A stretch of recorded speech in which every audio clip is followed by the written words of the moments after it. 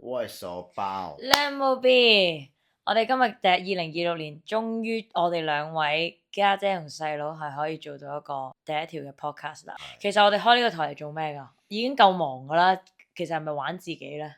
其實哇，初頭聽到都覺得有少少㗎，但係呢，我又覺得其實我哋唔係為咗去型啦，或者係要出名啦，我覺得係要去為咗自己啊，去講一啲真係吸引到人哋啊，吸引到一啲合緣人啊，去聽我哋呢一個台咯。會聽嘅話，其實一定會繼續留低聽。咁當然啦，有數字有你哋繼續睇呢，我哋會更加有動力啦，係咪咁講先？梗係啦。係啦，咁其實呢，喂，最近你好似隻手機唔見咗，其實嗰單嘢係點樣嘅咧？我想知幾哇！我嗰時發單其生㗎？實就上個星期嘅事嚟嘅。係咁咧，我嗰次咧就係、就喺地鐵站啦，就坐低喺張凳度。咁咧就同我 friend 傾完放低埋個電話，嗰時真係完全唔為意啊！我係係一上咗車，搭咗一個站之後，先至發覺，喂，又拍下左邊，拍下右邊，拍埋左右屎忽，喂，都係冇喎。咁啊點算？好鬼驚咁，即刻搭翻上一個站啦。咁我翻去原位，我見到嗰個鬼佬，嗰個鬼佬，喂，究竟我部電話去咗邊啊？喂，跟住佢都話，喂，唔見喎。咁我即刻真係醒目啦，喳喳臨上翻去客務中心嗰邊問翻睇下有冇電話。啊，點知揾得翻？但係我覺得點解要講呢樣嘢呢？係因為好特別就係插翻我手機呢，我揾到一段片啊，係係啊！呢單嘢我自己即係我多咗講句係，我覺得係成件事係勁有愛咯，即係你冇諗過會真係咁樣呢場發生，而就正正證明咗我哋今次搞呢一個 podcast 嘅台，就係你只要肯踏出第一步，嗯你就能夠唔係話講到我哋超人咁樣改變世界。如果你都唔肯踏出第一步，你點樣能夠去感染到其他人啫？啱就係自身力量咯。然後嚟嘅呢個故事就係佢正正做緊佢呢一個 action。你繼續講埋啊。係啦。咁我嗰段片自拍咗一段片俾我用我部機，咁但係佢就冇影全相嘅，咁啊就影咗個額頭咁樣啫。咁啊但係個內容就係話啊，我而家執到你部機啊，咁我就行緊過去客務中心啦。但係我就好希望你會仍然覺得呢個世界係有好人嘅。咁我聽到呢段嘢呢，我當晚呢，我即刻打咗上去 Flash 嗰度。咁我並唔係話要攞去呢段片博咩流量啊成啊，我只係想係真真實實去發生嘅，真係啦。係咯，真實嘅事件咯，即係令到其實我聽完我都打爛咗第一下。細佬佢有呢件事情嘅時候係毛管動啊，因為呢樣嘢係咪就係正驗咗我頭先講嘅，每個人你都行出第一步，去 prove 俾大家知，其實點樣可以有愛咧？呢樣嘢唔係真係咁多壞嘅人嘅，其實係啦，咁樣咯。咁因為呢一個我覺得幾特別啊，因為呢一個都係我真算係人生第一次有咁嘅經歷，即係可能以前細個咧，我都試過啊，又唔見媽，又試過唔見銀包，又試過啊唔見電話都試過嘅。但係咧呢次係真係第一次唔見嘢，人哋係會拍翻段片同我講呢番説話，我係覺得嗰個意義咧係非常之重大嘅，對於我嚟講，因為我覺得佢係啟發到我自己之外咧，係我想將呢個 message 去俾人哋啊，所以我就將呢一個經歷係咪呢段片咧，就 po 咗上去 Facebook 嗰度，都係我想俾多啲香港人俾佢哋知道，其實善良嘅人係不斷存在咯，可能我哋身邊一直都未發覺。最近細佬咧就係提咗我一句説話，然後我覺得會加落喺香港2026年嘅一個目標又好啦，提自己都好，就係家姐放慢腳步，欣賞沿途風景啦。沿途風景唔係淨係講個景㗎，人同事都係啊。你一路遇嘅人擦身而過，佢幫緊你，你又唔知。你唔好講話係咪貴人啊，唔係一定下下幫你嘅。即係呢件事情，你今日你有緣遇到呢件事情或者個人啦，跟住下一秒你唔知發生咩事㗎，可能喺唔知一個禮拜或者可能兩個禮拜，咦你又見翻同一樣事情或者咁啱嗰人，佢係幫咗你嘅喎，你唔知㗎，就係有一件事即係陌生人啦，陌生人上邊嚟嘅，陌生型咧，唔緊要嘅。陌生人咧。我哋好奇怪喎，即係講起呢單嘢咧，我會覺得係你係好中意會用啲講嘢，你會好可能驚住就住，因為你驚得罪人啊，驚你怕人哋點睇你啊，你就會可能有個防備啦。咁當然啦，呢個睇埋性格啦，即係大家個原生家庭唔同啊，呢樣嗰樣。咁但係我哋唔能夠影響人哋點樣係咩性格，但係我哋可以改變咩啊？改變自己。你點樣去嘅諗法？可能聽緊啲觀眾都冇咁。即係我而家唔喺度説教啊！我真係唔喺度説教，因為我同細佬就係而家做呢一個台 podcast，其實叫做多咗渠道咧，俾大家分享翻。其實我哋兩個之間就係好多時候咧，好慶幸我哋仲呢一個子弟咧，係能夠傾到咁 deep，好多唔同嘅話題，可以多咗個平台俾同你哋去分享翻嘅啫。係咯，咁所以其實你覺得即係其實喺陌生人上邊咧，同你對親人咧個分別係有噶嘛？係咪先？即係如果係陌生人，我變相我都覺得我自己係一個保護啊，即係受保護。對外咧，我係唔敢講得太多自己嘅嘢，因為我都覺得自己對於外界我都係有種冇咁安全感啊。我係缺乏安全感嘅人嚟嘅，但係我哋屋企又有愛嘅喎。係啦，咁因為呢個就係親人啊嘛，咁親人你日日喺屋企見到，或者係有咩事大家都會去傾去感情嘅嘢啊，咩我同我家姐咩都會傾。安全感其實係要自己俾自己，即使你嘅原生家庭係好似我哋咁啦，有愛啦，或者其他唔同嘅都好，你點就係你嘅個人成長，你嘅經歷，你點樣去你去令到造就咗你而家嘅人，係啦，所以安全感都可能要慢慢再去磨練下，或者去經歷某啲事情先可以 build up 到咯。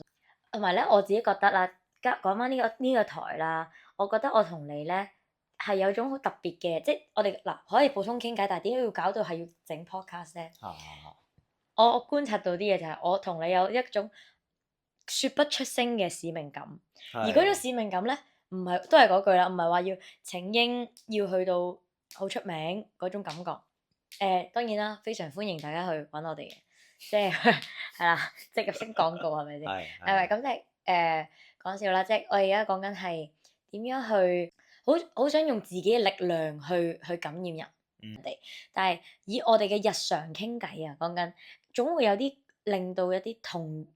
有共情或者有感染到一啲你哋都經歷緊同樣差唔多事情嘅人。我唔知大家有冇即係兄弟姊妹啊，係嘛？咁有啲可能就係身邊亦都有啲係獨生嘅，即係佢好羨慕有家姐細佬嘅。個個好，有冇話唔好？係啦，即係咁嗰啲嘢啦。有啲人嘅誤解咧，或者有家姐同細佬咧，或者總之屋企人啊、親人啊，好難可以 keep 得咁好啊。我自己首先講我自己身邊朋友圈子咧嘅屋企咧，都問到都真係唔係個個好似我哋咁嘅。加上我同戀母 B 咧，其實基本上都有個年齡差噶嘛，即係都係有年齡差上面，大家你係 Gen C 啦，係啦，我就唔講啦，咁所以即係中間一段距離咁，但係我都好慶幸咧，我細佬佢唔會呢個真心話嚟嘅，即係我唔想一嘢就踢埋嚟話，行開啦家姐，同你講咩啫，你都唔明啦。我好慶幸我細佬唔係咁同我講，而呢番説話咧，我細佬而家都係第一次聽嘅啫，應該咁我都好慶幸嘅，係啊，因為呢個係互相噶，你俾咗啲乜嘢 energy 嘅人，如果我下下都好想出嚟咁樣好用心去講，但係對方都接唔住，佢都唔係願意想一齊傾嘅話，其實係傾唔到噶嘛。啱啊。係咯，咁所以譬如講翻頭先阿細佬講話嗰個對於外邊嘅人有一個冇乜安全嘅或者介意人哋點樣睇咧，正常嘅接受一下先咯，接受一下你而家你覺得你驚你怕嘅唔緊要，呢刻嘅情緒係咁樣。但係我會覺得呢樣嘢係我都不斷去學習緊啊，即係我以前我以前我嗰個安全感冇安全感呢樣嘢咧，我會比較多啲咯。但係我依家會，但係你有冇話發生咩事咧，導致到你即係會冇安全感咧？冇安全感係例如係可能以前啦，以前中學遇到啲事啊，嗯，咁可能有啲難言之隱喎。係啊，有啲難言之隱，有啲係呢個可能留翻下幾集我哋再講啦，中學嘅嘢或者安全感嘅嘢，但係我主要想講係安全感呢樣嘢，我覺得我慢慢都 build up 緊嘅，但係我覺得呢樣嘢都係需要慢慢去學習去點樣對人啊，有翻嗰個安有排全感學啦，咧，即係我都係啊唔會話係完美。就算我同佢傾偈咧，我唔係以一個高姿態，我係家姐啊。你要聽我講，我唔係咁同佢傾偈㗎。如果我係咁樣同佢傾偈，佢唔會都係同樣我哋傾得咁 deep 咯。咁我都係最近咧，譬如我聽完佢呢樣嘢咧，我就同佢分享翻，我哋點樣能夠學習用一個全新嘅角度去認識一個陌生人啦，包括我哋嘅屋企人啦，包括我哋嘅身邊朋友啦，係啦，去同佢哋傾偈去認識。其實點解我咁講咧，係嚟自於我哋自己唔好咁辛苦啊。因為可能佢之前喂不嬲都係咁對你嘅喎，啊對我好好，點解即係好似講男女朋友啲咪成日聽嘅？你之前都係咁對我嘅，你而家唔係咁對我，喂人會變㗎嘛，去到唔同嘅階段，佢可能個思想上或者佢真係忘記咗或者某啲嘢事情，你咪當今日當下呢一刻，你點樣再認識一個全新嘅角度嘅佢？呢個 version 嘅佢，佢都可能好有可愛嘅一面，係啦，或者可能有另一面，你要喜歡嘅就要接受晒佢全部啦。即係我覺得呢樣嘢係套用喺你無論你識或者唔識嘅人都套用到嘅。點解咁講咧？例如你有個 friend 啊，你可能你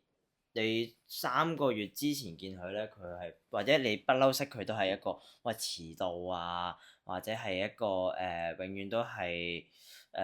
要搞好耐先出到門口嘅人嚟嘅。咁但係如果我哋成日都係用翻一個我哋自己 ego 啊、自我嘅固定印象去睇人哋嘅話咧，咁其實